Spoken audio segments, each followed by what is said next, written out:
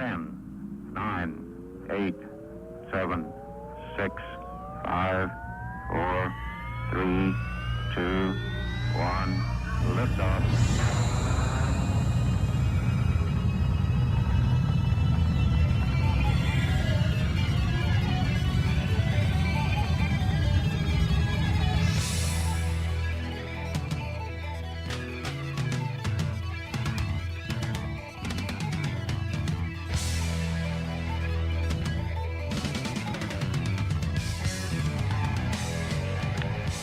Greetings, good evening, how you doing? Hopefully you have had a good week. Hopefully you're getting ready for a great championship Saturday and a great weekend. In a multiple location station, welcome into the Shooters Gallery on the Beyond Ringside Radio Network and ProWrestlingRadio.net. From Studio One, the ever-evolving Studio One, even more changes made. I am Fast Eddie Layne, welcoming in tag team partner, the incomparable. There's a word I was going to put in that sentence, but I'm going to save it for later. Ladies and gentlemen, from the Peach State, Shane Noles. Oh, how's everybody doing tonight? It feels good to be on time for the kickoff of Shooters Gallery this week. It's been a couple of weeks. Actually, we're 9 minutes late, but who the hell cares? But Phil Stamper out sick this week. Phil, hope you feel better soon. Going to be joined in a few minutes by Stan Grubb from Corner to Corner Wrestling Radio. And thank you to everybody tuning in through all the different methodologies which are available on this 30th day of November. Black Friday's in the books. Thanksgiving is in the books. Cyber Monday is in the books. Well, at least for most companies. Some companies are still running Cyber Monday specials even on Thursday. Really? Can you suck it out that much further? It's like... really? I was digging some of the specials that were out there because I think this was the year that everybody went 4K on televisions. Uh-huh. And you and I, even though we're in different geographic regions, because I've seen, and of course with the parent company in play, everybody from Target, Best Buy, Walmart, I would have said H.H. Gregg, but unfortunately they closed their doors. But you've got a number of other companies like Handy TV and Appliance, Amazon, eBay. Everybody was getting in on the 4K craze this year. I'm sure you saw that. Yeah, and especially since you're seeing these next generation video game consoles like the Xbox One X and the new PlayStation. They're exclusive for 4K television, so that certainly helps drive up the market. Well, unfortunately, I have a PS4, and the highest it goes is Blu-ray. But I have a Roku, which is 4K compatible. Now, I don't have an Xbox One S. Almost did. I saw the special that was out there for $199 for the 500 gigabyte version. And to be honest, considering I have 5 games for the PS4, and I don't know what I would get for the Xbox One S. The only thing I'd be doing is there are 4K DVD players or 4K disc players that are out there from $150 to $170. Do I really just want to go ahead and drop $189 this week and just get the damn thing and be done with it? It's like, yeah, I got 2 video game consoles and 6 games, and one's for one and 5's for the other. I just can't justify it. I really can't. We brought up something last night on To Be Determined. And it was brought up by Wick about the controversy and conversation that is taking place about Finn Balor and his status in WWE. Whether or not they have lost faith in him, whether or not he is as over or not as over as different people think they are or think that he is. And even him playing along with this whole thing. In calendar year 2017, as we start to head for the ranch of this year, getting ready for the new year in 1 month from now. Damn, it's hard to believe that. That's crazy. Yeah. They say time flies when you're having fun. I didn't have enough fun for time to fly that fast. I think I'm going to make a t-shirt out of that. Speaking of, before I follow up the statement and turn it to Shane, for those of you listening live or on the recorded side, if you know of a company that is good with t-shirts at a reasonable price. BeyondRingside@gmail.com. Email me their info. It doesn't matter if it's a mom and pop shop or a national chain. Don't waste my time with pro wrestling tees. We don't have enough social media followers for them to want to deal with us. Of course, that's not my fault. I just don't promote on social media as much as I used to. I'm not that big of a whore anymore. But, yeah, I know. But there are some other companies. I've heard about Fully Gimmicked. I've heard about two companies here in my home market of Birmingham, Alabama. And like I said, I'm not looking for anything extravagant. It's going to be black T-shirts with red and gold on one side, red and black on the other. Those are the colors I've narrowed the logos down to. So, folks, if you know of a company that provides good service at a good price, shoot me an email, beyondringside@gmail.com. I would love to hear from you. Or if you've got us at facebook.com/beyondringside live, send a message through there, and I'll be more than happy to check them out. After the first of the year, we're looking to go T-shirts for both Beyond Ringside Radio as well as BR Live in the Shooters Gallery. Like I said, with Fully Gimmicked out there, that's going to be a hard bar to, for other companies to really hold up to because of the diversity of what they have to offer. But I'm interested and I'm listening. So the time is long since past due, but it's finally going to happen right after the first of the year. Let me get past the holiday season and all that other good crap. And we're going to aim off in that direction because there's a lot of great events coming up in the near future. And we're going to have some ways for you to get involved a little bit more, folks. You, the listeners, right here on Beyond Ringside Sports Radio, the Shooters Gallery, Beyond Ringside Live, and Back to Basics, which comes back after the first of the year. Was supposed to be October. Didn't happen. Scheduling's a pain in the ass. In this era that which we live, do I put it past WWE? Do you put it past WWE to try to supplant a little bit of friendly drama on social media to see if the fans rally behind their favorite superstar, Shane? No, and it's interesting you say that because I'm going to pull a curve out of here. I'll try to keep this brief with my reference. Have you watched the documentary Wrestling with Shadows? Actually, I have. It's been a while, but I have. I went back and rewatched that on Sunday, my only off day this past weekend. But I was spurned by the 20-year anniversary of the Montreal Screwjob, and I hadn't watched this in probably over a decade. Amazingly well how it holds up. But to your question, in that documentary, they mentioned Bret Hart as well as I can't remember who else was on screen, but saying Vince McMahon loves to create controversy within the locker room to keep people on edge, to keep them on their toes, to keep them competing for a spot. Even though it's a work, he wants people competing all the time for top spots, main events, all that stuff. So, that documentary now almost 15, 17, 18 years ago, but I look at now with social media in a different way. I wouldn't put it past WWE to do that, knowing that's been the mindset of one Vince McMahon before without social media and now using Twitter, Facebook, etc., to create that friendly drama as you speak of. It just, in this day and age, and Wrestling Inc. actually runs a story, and there's about 5 or 6 other websites that have actually been running the story, and apparently Balor continues to joke about it.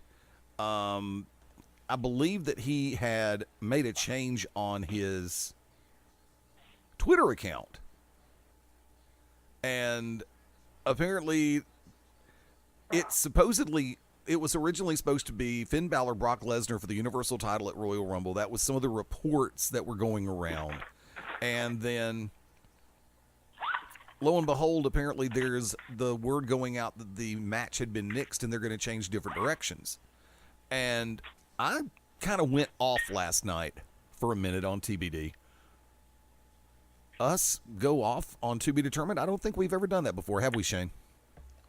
No. Nah. I blame WWE Creative for keeping the belt on Lesnar and pretty much making the belt almost irrelevant sometimes. I mean, call me overly traditionalistic, and I think I just made up a word. Call me overly traditional. But I believe your primary champion doesn't have to be in the ring wrestling every week, but at least needs to be visible in order to maintain relevancy with the primary strap, the primary championship of a company. I say that to say this, and yes, with UFC 218 right around the corner this coming Saturday night. No, you don't see, but see, they don't run a weekly television show like WWE does. They run monthly pay-per-views, fight nights, and various other promotions or gimmicks on television like Ultimate Fighter. So you don't have to worry about seeing every champion every week or every month because they keep the cards diversified. But yet, in this circumstance, I don't give the same credence to WWE due to the factor that you are basing everything around a championship, around a primary title. So for that champion to be gone for 3 months or off television for 2 to 2.5, it's like, why do you even have a damn title to begin with now? Shane, you see where I'm going on that, right? Oh, I do. I mean, as someone that has been an advocate, and not to steal from Paul Heyman, when this all first began with Lesnar, I liked the fact that he wasn't on television every week or wrestling every week or defending it every week because the oversaturation of the product. But the longer this goes on, and I've also been an advocate for this, the more challengers he beats, he's running through the entire roster. That's fine. But it's almost like the aforementioned Finn Balor is one of a few guys off the top of my head that I could think of that he hasn't faced yet and went over on clean. So if they don't make a title change soon or something, you know what I mean? It's going to become, I think it's already to that point.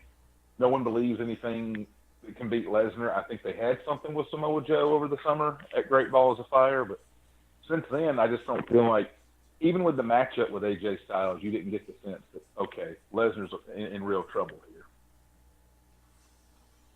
Well, the Styles-Lesnar match from the get-go had a different feel because of the fact that there were no championships on the line. This was just bragging rights. Dare I say, for ego's sake only. And yeah, I believe they had something. I believe they had something special in the match with Joe. I believe they could have actually done better with the Reigns situation. Yes, I'm actually giving Reigns credit where credit is due. And I think that Balor could have had one hell of a showing. But see, I also have to remember the sources for a lot of these so-called stories, because for as much as people have been talking about it and setting it out on the rotisserie or putting it on the grill to see how well it smokes, this is where I'm going to draw heat once again at Beyond Ringside on Twitter, Facebook.com/Beyond Ringside, at Fast Eddie Layne, Layne on Twitter. Follow that one at your own risk. I put virtually no, N-effing-O, stock in anything put out there by Wrestling Observer Radio. I'm sorry, I don't necessarily mention the idiot's name who runs it, but I don't really give a rat's ass about Meltzer. You know, once every 5 years he gets something right. And that's about it. And he rides that tide. I'm just not a fan. Never have been, never will be. I don't listen to their podcast or their show or whatever they call it. So from that vantage point, but the way everybody jumps on so many comments that are done by that site and by that person, it still just tickles the mortal effing hell out of me. This idiot talks and everybody goes, "Ooh, it must be." No, it's not. It's allegedly. We don't know what the plans were for the title match, if there was going to be a title match at Royal Rumble, which I'm sure there might have been. And we don't know if those plans have totally changed or not yet. I believe it if it's said by Vince or Stephanie or Triple H or Shane or somebody who actually works for the company. But that's just me in that regard. Like to welcome in friend of the family, guest panelist for the evening, and also one of the hosts of Corner to Corner Wrestling Radio, Stan Grubb. What's up, Stanley? Good evening, gentlemen. How we doing? Yeah, fair to partly cloudy. Making a reference to the current alleged situation in play with Finn Balor and the WWE title or the Universal title match allegedly being pulled because the question is whether or not he's over enough for that title match or that title. Shane and I have been going on that one. I'm sure you got a vantage point about it. It's funny because there's a lot of people that talk about if Finn Balor is bland or if Vince thinks he's bland, and I question the merit of that report. I don't know that there's any truth to it. I will say this: it wouldn't be the first time that Vince has done something like that. I mean, we can just look at Cesaro; it's a perfect example. I think that it's a mistake to sell him short because all that will happen from this is when it comes time to re-up, he won't, and he'll leave. And WWE will be worse for it. He'll be better for it because he'll find greener pastures wherever he goes. Shane, got a follow-up? I think it's dangerous that less than 2 months ago, Finn Balor clean in the middle of the ring over AJ Styles on pay-per-view, and now you want to yank the rug out from under him. I would dare them to find me a better alternative on Raw right now. Well, this is the part that I have to jump in on, and we talk about, for years, when it was Vince McMahon, it was the land of the giants. For as much as Triple H tried to dispel that during that nice little promo series with CM Punk, I have to put the world in play. If you don't have, and I'm also the one who has said on this very station, on this network, the minute Vince McMahon laid eyes on Braun Strowman, he had an orgasm. Not going to lie. That was my opinion on that. Because you see what they've done with Strowman on the main roster. They pretty much made him the monster. Vince got his dream. It's like, oh, big guy. Imagine, and you can't unsee with your mind's eye if you know who I am. But Balor doesn't have the physical stature. He doesn't have a jacked physique. Tremendously gifted in-ring performer, yes. I'm not going to put him on the same level as Bret Hart and Shawn Michaels yet. He hasn't earned that position, although in other places in the world he has. But for a while. Now, the demon gimmick is beautiful. I love it. But you can't do that every night or it loses its luster. But in my perspective, and once again, I am a fan of Finn Balor saying this. He doesn't have that memorable look other than a leather jacket with the collar flipped up that makes people really just latch on. The entrance is great, but when the bell rings,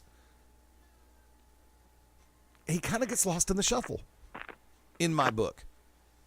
I don't know why. Would I like to see him back with the Universal title? Hell yes. Do I think he deserves the run? Yes. You had faith in him one time for one reason. Why lose that faith? Gentlemen, anybody with a follow-up?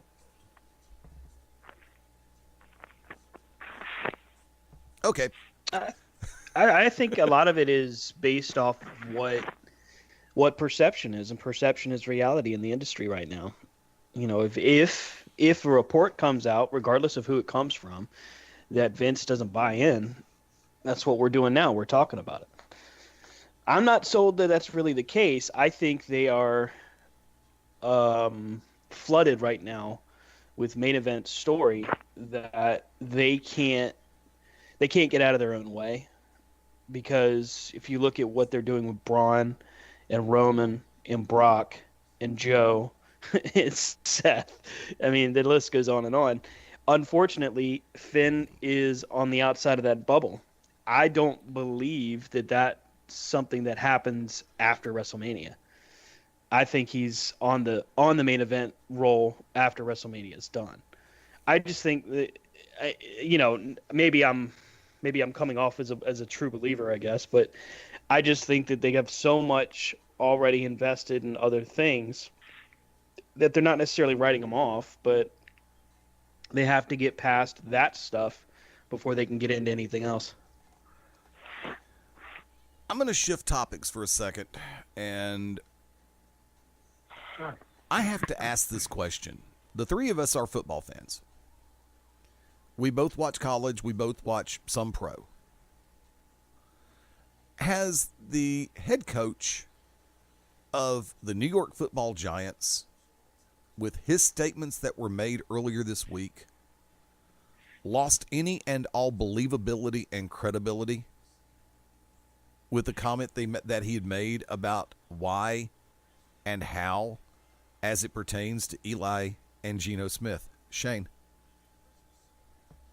I hope you've got some time for me on this one. Fire away, buddy. Let me make this clear. Eli Manning in 2017 is not a Pro Bowl quarterback. Eli Manning in 2017 is not a top 10 quarterback in this league. However, he has won 2 Super Bowls with this franchise, 210 consecutive starts, which is now second all-time, surpassing his brother Peyton, only behind Brett Favre.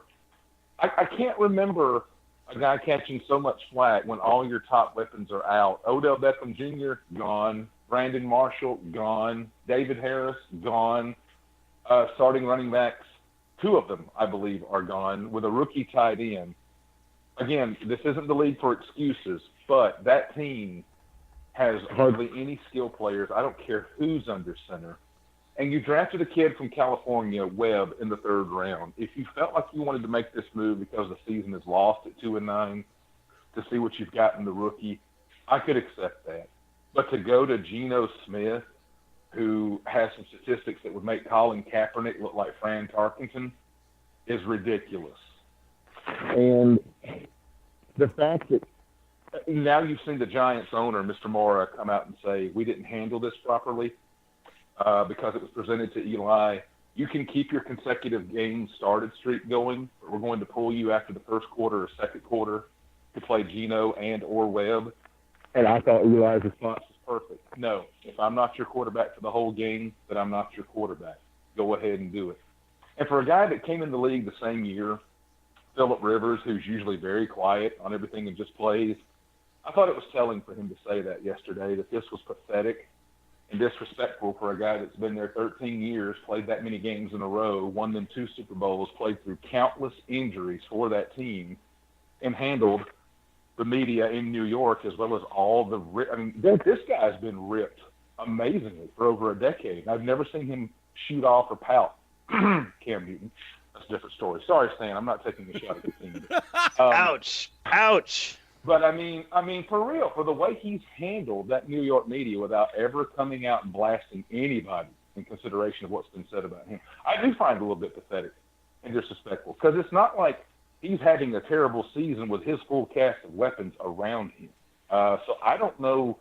Again, if you go to the rookie, fine. Let's see if the kid's got a little play. But going to Geno Smith, just bizarre. I don't know what to say about that. And the fact that McAdoo, the coach, had never been a head coach at any level ever. And when Tom Coughlin was gone, the fact that Eli Manning went to bat for him with management to get him the head coaching job feels a little bit like a betrayal, especially when you have players on that team anonymously about 3 weeks ago saying that, McAdoo has lost the locker room. I just think it's a bad look all the way around. Stan? I really agree with Shane on that. I think that when coaches start thinking that they are smarter than everybody else in the room, it's a very dangerous feeling for all the players in that locker room, all the fans that pay for the merchandise and the tickets. And it's got to be a real dangerous feeling for when he realizes that the general manager and owner, whomever, is looking over their shoulder asking, what the hell did you just do? Yes, Eli Manning makes some dumb moves. I agree. I see that as frustrating. But you know what? To Shane's point, Cam Newton frustrates me every other week. I don't know why he does some of the things he does, but yeah, he drives me insane. The problem that we run into with these types of situations is you don't have a crystal ball, and you don't know when that quote-unquote slump is going to stop. You have a guy who's got 2 Super Bowl rings to his credit, who took a team twice that really, statistically speaking, shouldn't have been in the Super Bowl.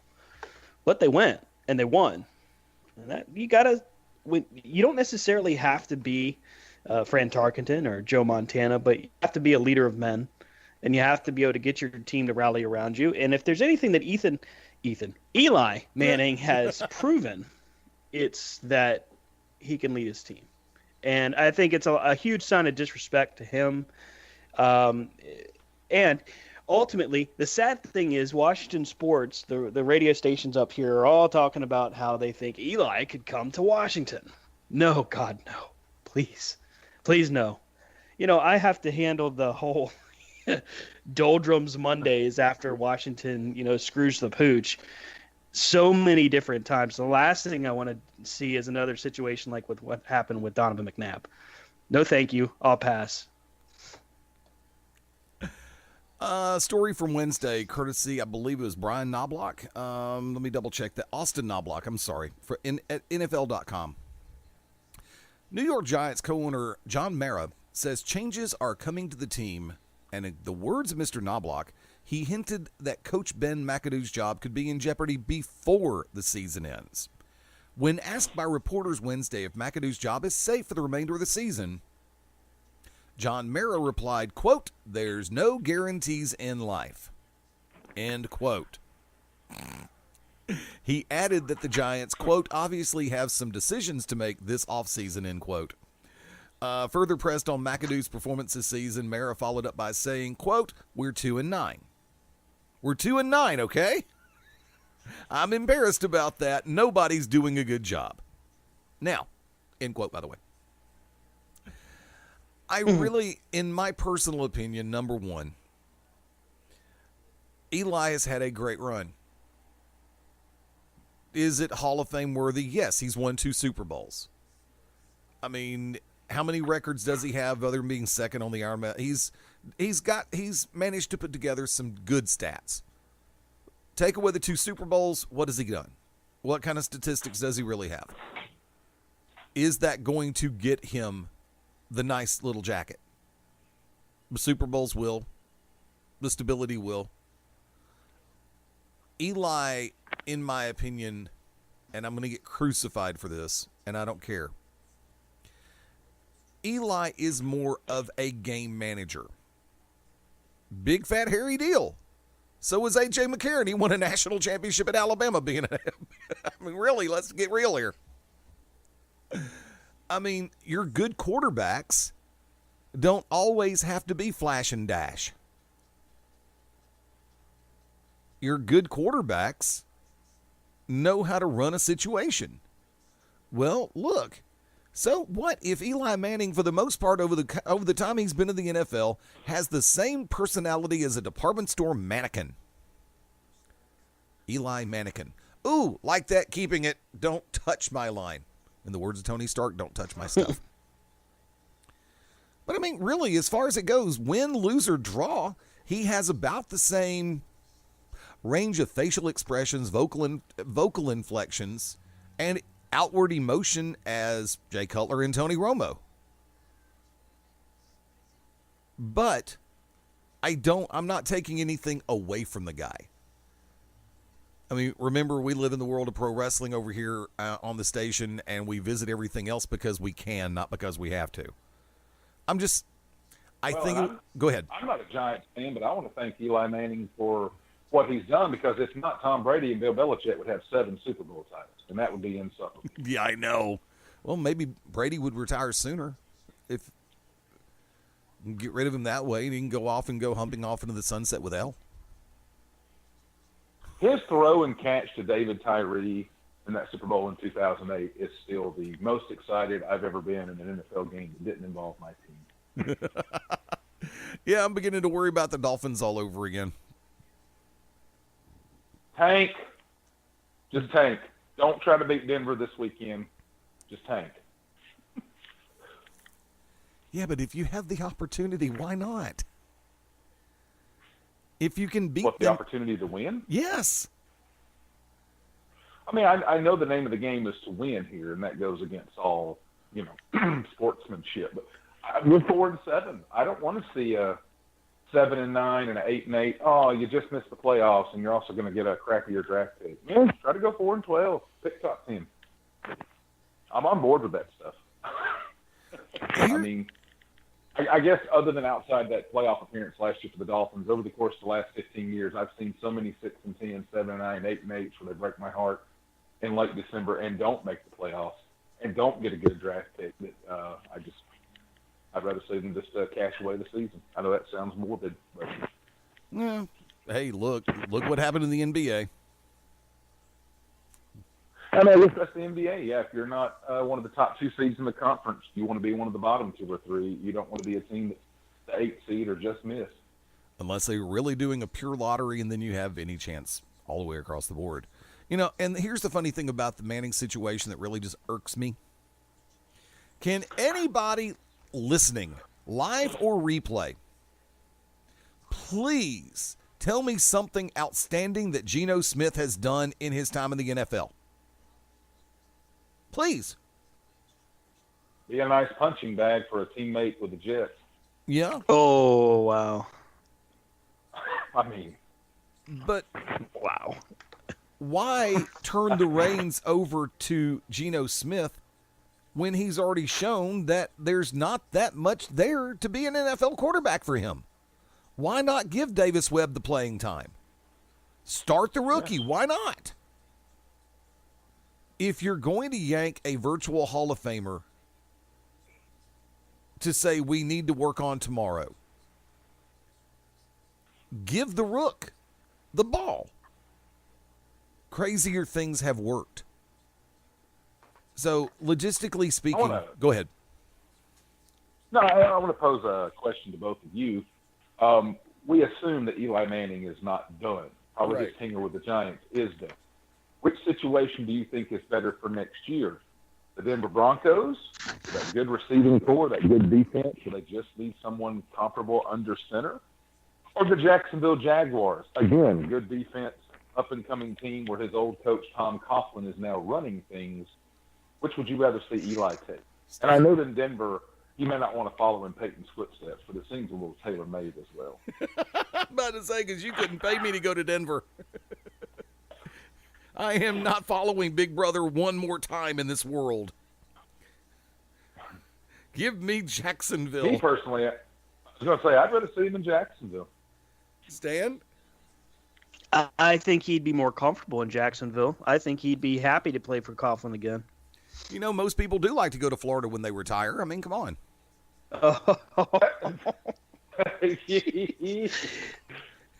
Well, if there's one thing we know about the NFL, it stands for not for long. Yeah, no kidding. Well, I mean, it could be a lot worse. You could have brought up Cleveland. Ooh, Cleveland. Yeah. Look. Well, I had suggested earlier that maybe Washington was in the mix, and they still could be. So could San Francisco. Let's shift over for a hot second. With everything going on, coming out of Survivor Series, and WWE getting ready to go back on that split pay-per-view schedule again. Tickets for Mania recently going on sale. Starrcade having taken place and will eventually be shown on the WWE Network because they took the cameras out there. Can you please tell me why nobody had a damn portable? Why nobody had a router that were an internet hotspot they could have linked it up to the network to? Remember, WWE Network runs 720. They're not running full HD and they're not running 4K. Bandwidth is not that big a damn deal. Yeah, you're going to have to attribute that. That's where I would believe the hype when it comes to the reports. You're going to have to attribute that to old Vinny K. Just not it's a WCW thing. I don't think I need to put that out there. I think we'll just treat it like a house show. When the reality is, it would have drawn better numbers than Survivor Series. Yeah, and to Stan's point, I can't remember them calling and I'm doing the quotation marks here, a house show a name. I mean, some random house show in Portland, Oregon is not called Super Brawl. So why is one in Greensboro called Starcade? Why do you go to the efforts of doing the vintage lighting, changing the mat, the Titantron entrances, and having the Rock and Roll Express, Ricky Steamboat, Ric Flair, Gold Dust go back to the natural Dustin Rhodes, as well as Arn Anderson involved, if this is just a house show that apparently no one would be invested in seeing? That's where he's dead effing wrong. Because you've got a ton of people who spend money who would be willing to, who would plop down the money for 1 month for the WWE Network just to see them either get it right or screw it up when it comes to Starcade. Whether Vince chooses to believe it or not, Starcade was the granddaddy of them all. That was the innovator. And closed circuit, all of the above. So Vince is hoping that a new batch of millennials coming down the pike going to sit back and say, what the WTW? What the Starcade? Okay, if you are under the age of 26 and you were listening to this show, hi there, how you doing? Good to see you, glad to meet you. Look up Starcade. Look up what it meant to the early days of pay-per-view in this industry and closed-circuit television broadcasts. See, because what Vince will have you forget, because he just won't mention it, WrestleMania was closed-circuit in the infancy of pay-per-view. And then WrestleMania 3 hit. I know that there were multiple venues in every state showing Mania. I live in Birmingham. Birmingham's Boutwell Auditorium showed the closed circuit broadcast, with the exception of the first 2 minutes of the Hogan Andre match when everything went out. The fact of the matter stands. Vince has always had this issue. If I didn't make it, it doesn't matter. That's where he's wrong. Vince didn't make ECW. And I still stand behind my comment that after the original One Night Stand, when WWE brought back Extreme Championship Wrestling, ECW, Vince did it for one reason. To squash it, to burn it, to Agent Orange it, to destroy it, decimate it, raise it, level it, floor it, ground it, kill it. So he'd never have to hear those letters chanted at a WWE live event ever again. Because that is the one thing, as someone who has worked on numerous shows, as one who has owned his own company for a short amount of time, and my cohort sitting to my left, Shane Noles, worked front office of Peach State Wrestling Alliance. So I'm pretty sure you've heard different chants like EC-Dub before.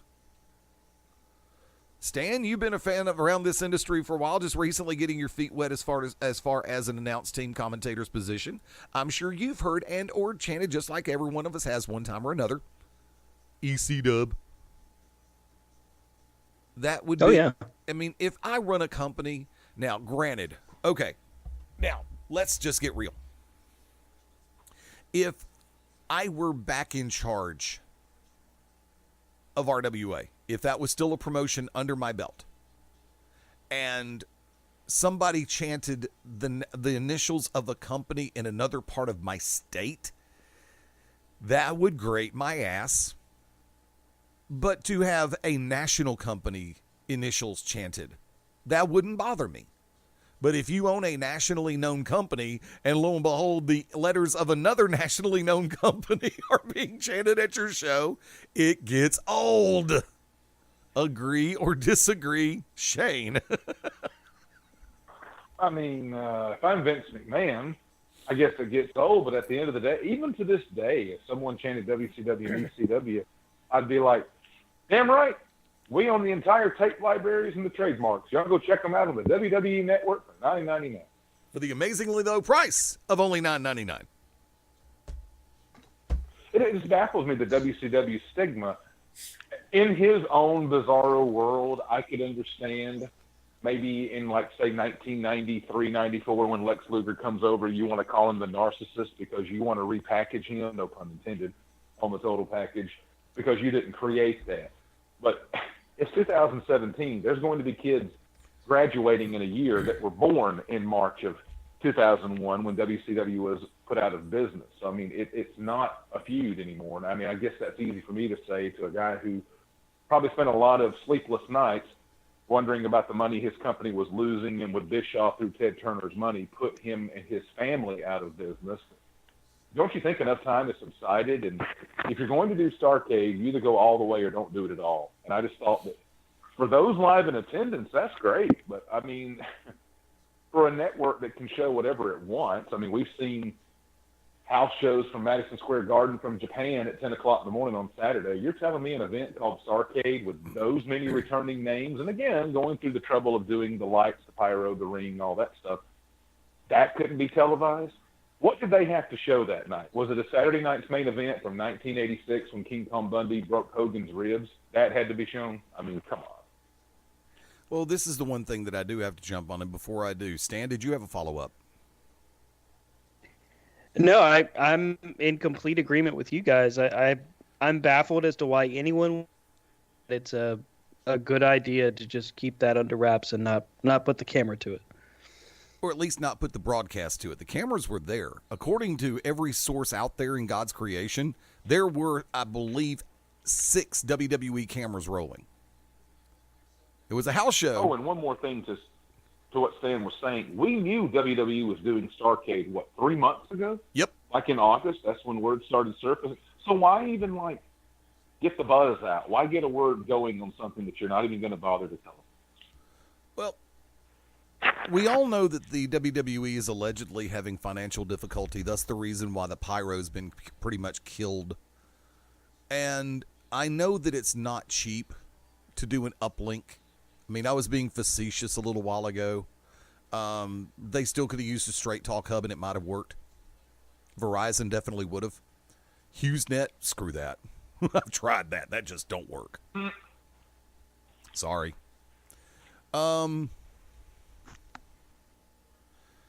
It does cost for that uplink.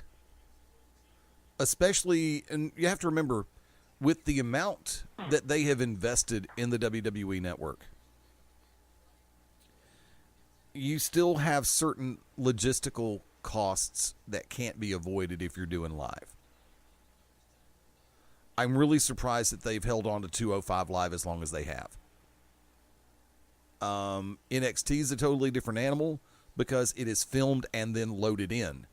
205 Live is what it is. It is live. They're using network servers to push into their network. Because remember, on USA, they're owned by NBC Universal. And if you catch it every once in a while, now during football season, you'll see it once out of every 9 to 10 weeks. The video itself of the show is different. It's a little bit more crisp on USA as opposed to when it normally is. That's because SmackDown's had this more than once. Now, like I said, during football season, because of the fact it's NBC Universal and NBC doesn't run Monday night games, they have that router available unless they're doing something live on their network or on NBCSN. But occasionally they'll send Raw or SmackDown through their primary router that they use for the NFL, which bumps up the video quality. Unfortunately, you can't always get that to mesh with the network, which is running 720p. I've asked myself what it would take for them to bump it to 1080. A lot more subscribers. You will not see the WWE Network go 4K, period. And if they do eventually, it's going to be at least 3 years down the road. Now, I have to ask this question. Now, in this era that a lot of people are making the swing to 4K, do you think that it would behoove WWE to try to at least go up to 1080 away from 720, much less to try to go 4K, ultra high def? Stan, I'll go to you first. I mean, I don't know what the cost of the transition is as far as from their perspective, but cameras. It is kind of. What's that? Let me give you this, because if they make that transition, if they're not already using, now they may already be using 2160, because they do put stuff out on Blu-ray, and a lot of the times that upconvert doesn't always work. But in order to genuinely go a true 4K, and now you've got 4K 2K coming out on the horizon, whole different animal. You need new cameras, new cabling, new board, switcher system, all of the above, and it's going to be, especially that broadcast transmitter, it's going to completely, everything has to change. It's like you're going to try to put a Yugo on the Indianapolis 500 track or on Daytona. You got to upgrade that car, kid. Now, I'll get out the way. Continue, please. No, it's a lot of it is similarly based, though. When you're looking at the cost of the transition, the cost of upgrading cables, cameras, and all of that, yeah, it definitely makes sense that they would prepare for that, because if you're going to have, you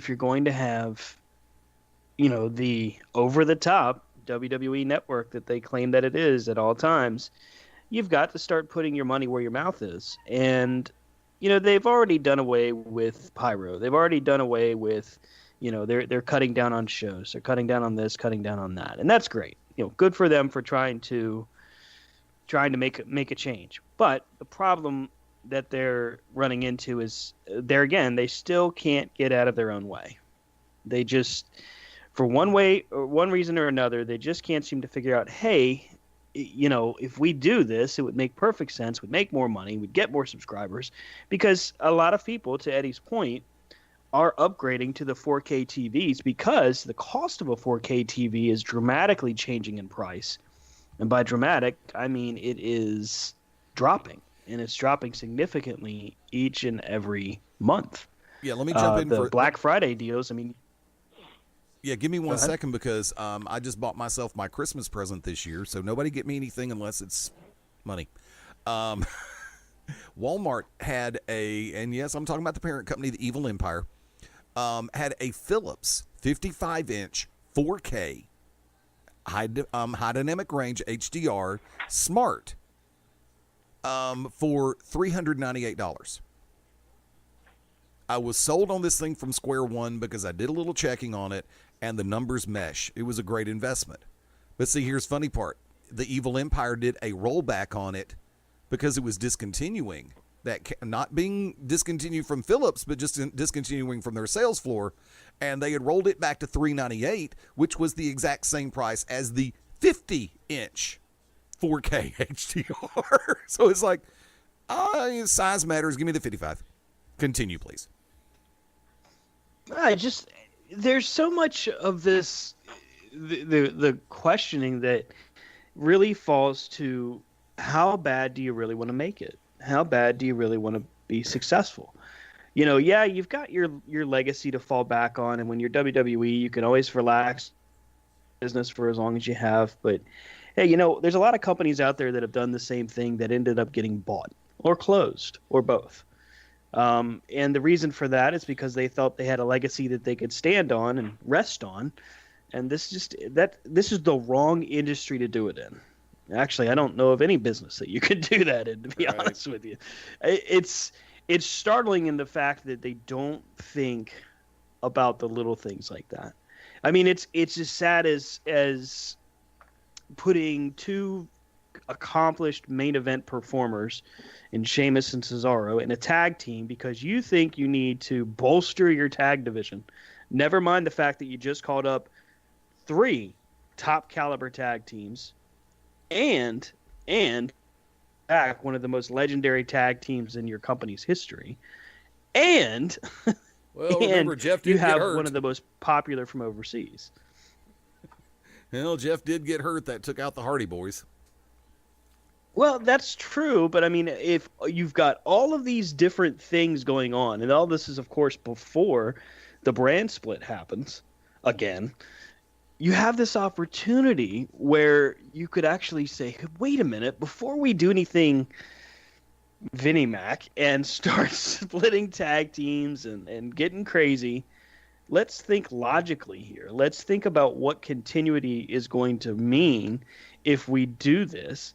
And let's go away from the old traditional Vince is going to make the change because Vince does what Vince does. That, to me, I mean, if you're Triple H, if you're in Triple H's chair and you're sitting there and you're in a meeting and Vince is saying, I'm going to change this. He's got to be a great star. And you just dumped millions of dollars into Roman Reigns, for example. But you're going to bring Braun Strowman out. But you're not going to put Braun Strowman with the title. You're just going to have them dominate everybody else, get to Roman Reigns, lose, restart, dominate everybody else, get to Roman Reigns, lose, restart, and do it all over again until he gets to Brock Lesnar and then lose. Now, even your true believers, even your machine followers are sitting there going, what the hell did you just do? Yeah. And why? So now we've got something as big of an event as Starrcade, and it is big. You can't take anything away from the promo work they did for this. They did it like a grassroots WWE campaign, and it worked perfectly. The only problem was when it really came down to it, everybody asked the one big question: is it on the network? And the answer was a resounding, well, it was actually silence until finally they confirmed it like a week before the event. Now, that's poor planning on any business front. And now your ticket holders are getting a hell of a show. That's great. But you've got Hall of Famers event. You've got title matches that are going to be tremendous. You got the steel cage matches. You've got Ric Flair's going to be there. And you just had one of the most successful 30 for 30s, period. And you can't capitalize by putting this on TV. Yeah, shame on them. Shame on them for poor planning. Shane, ball's in your court. To the point of going to 1080, which is soon, I guess, going to be behind 4K, it baffles me that it's 2017 and I can watch Raw and SmackDown in full high definition. But when I want to watch the pay-per-views, the payoffs, and this isn't me being spoiled, it's just being, watching Raw and SmackDown in HD. I'm watching the pay-per-view network events, what reminds me watching on VHS. Thank you. Sometimes. Imagine the NFL showing you the regular season in full 1080, and then for the Super Bowl, we're going to go to 720. That's what WWE is now. And Vince would love to tell you he's not competing with wrestling. He's competing with the NFL, the NBA, and the MLB. Well, step up your game. I can't believe they're the only ticket in town. No offense to Impact, ROH, but as far as on the main scale with wrestling, sports entertainment, and that's his barrier that he likes to measure against. How long has the network been out now? 2013? Is that correct? 4 years now? Thereabouts. 14. And 14. 14. Okay. So I understand it takes some time to get up off the ground, but you got to do that. I mean, that's the frustrating thing to me. And I know, like, people that I have told the network about, and they gave it a shot. They're like, the quality's horrible. And I mean, I get it if you don't want to go through the entire tape library and get that up to speed on 1080. But I think somehow for the live events, you've got to do that. I mean, WrestleMania, I mean, I'll watch. I'm a fan. I mean, I'll say this. They better not raise the price over $9.99. They better not go to $14.99 or $17.99 and stick with $7.20. I could handle if you went up and improved the quality, because then I would feel like I'm paying for a better product, and that's what it boils down to. Oh, I just, like I said, when they first announced it, and this is something that, yeah, I agree wholeheartedly with the fact of watching the payoff, the pay-per-view, the blow-off matches in a lower definition, and I just, you get to that point where it's like, I know this is only $10, but so is Hulu and Amazon Prime, well, technically. And they're able to, it's my Roku, I'm able to go through Fandango and get 4K. Now, granted, here at Studio One, I've got a 32-inch 720 screen that I'm playing with. And also, as soon as we go video, you'll be able to see that there is a new involved here. I was actually I've got a toy that I've been looking at that I was going to buy and go to Chattanooga with. But I decided to change up my mind. I've got a 28-inch screen here. I'm putting it to good use now. So I'm not going to be getting the 40-inch long LED sign. I'd rather invest in T-shirts. We'll talk about that later. Of course, I did a little bit earlier, too. I'll fill you in when it comes down to it. Tell you what, folks, we're going to go ahead and put hour one in the books. Let me remind everybody before we do, you can find the Beyond Ringside Radio app for Amazon, Android, and BlackBerry products in your respective stores. If you're looking for a way to listen on Apple, ProWrestlingRadio.net is Apple compatible. Also from there, and this is specifically for the benefit of everybody catching us on replay, because if you're listening to us live, you've already found a way. The TuneIn Radio app, look for the Beyond Ringside channel. When we are live, specifically, you can find the Beyond Ringside channel on Ustream and catch us through there. No, we're not doing video through there yet. Normally, when Phil Stamper's on board, he actually fires up his Facebook Live feed. But like I said, the Beyond Ringside Radio app for Amazon, Android, and BlackBerry, the TuneIn Radio app available cross-format. There's a ton of apps that you can listen to the station in its entirety, and there's also a ton of ways you can listen to the Beyond Ringside branded products, including the Shows tab on iHeartRadio for the podcast Beyondcast replay. Tell you what, hang tight. We are going to go and take this one. We will be back in just a few. You are listening to the Shooters Gallery on the Beyond Ringside Radio Network and ProWrestlingRadio.net. This is the voice of excellence at Excellent Professional Wrestling at Napa Toolman, Tim Taylor. Usually I'm locked into Excellent Professional Wrestling, but now you're locked in to Beyond Ringside. Hi, everybody. This is Jerry the King Lawler. That's right. The host of the #1 rated show in all of cable television, Monday Night Raw. That's right. Jerry the King Lawler. WWE Hall of Famer, Jerry the King Lawler, and I am locked into Beyond Ringside, without a doubt. The To Be Determined Show, live every Wednesday night, 9 p.m. Central Standard Time on this very radio station, Beyond Ringside Radio Network, BeyondRingside.com, ProWrestlingRadio.net, as well as the Beyond Ringside Radio app. Join myself, the Oracle of Ominous, the Architect of Intellect, the Wicked Nemesis, and my producer extraordinaire, Fast Eddie Layne. That'd be me over here. My co-host, Joshua O'Hagan. Kitty got claws. Meow. My much better half, Angie Nemesis. Come join the madness. This is not safe for work. This is your warning, parental advisory. If you have any kind of heart defects, make sure you listen, because they will take effect when we go live. I promise you that. For everything outside of wrestling and a little bit of wrestling and hardcore to the bone, we are the To Be Determined Show. I'm addictive. I'm expensive. I'm Byron Wilcott. And ladies, Big Daddy Yum Yum is locked in to Beyond Ringside. If you really want to get raw on Monday nights, tune into the Beyond Ringside Radio Network at 9:30 p.m. Eastern, 8:30 Central Time for the Midnight Black Mass Podcast. Myself, the Reverend Dan the Dragon Wilson, along with the Strong Style Psycho Tank and Andrew Alexander, bring you a truly blood-curdling experience. Uncensored, uncut, and only on the Beyond Ringside Radio Network.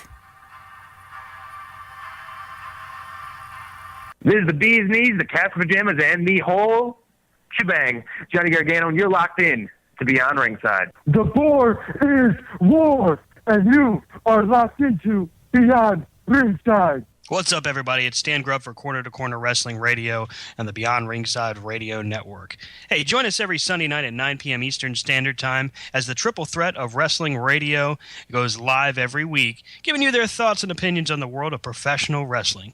Myself, Brian, and Rob, all live, all here for you. And as my good friend Rob would say, from corner to corner and pillar to post, we bring it to you every week at 9 p.m. Eastern Time. BeyondRingside.com and ProWrestlingRadio.net.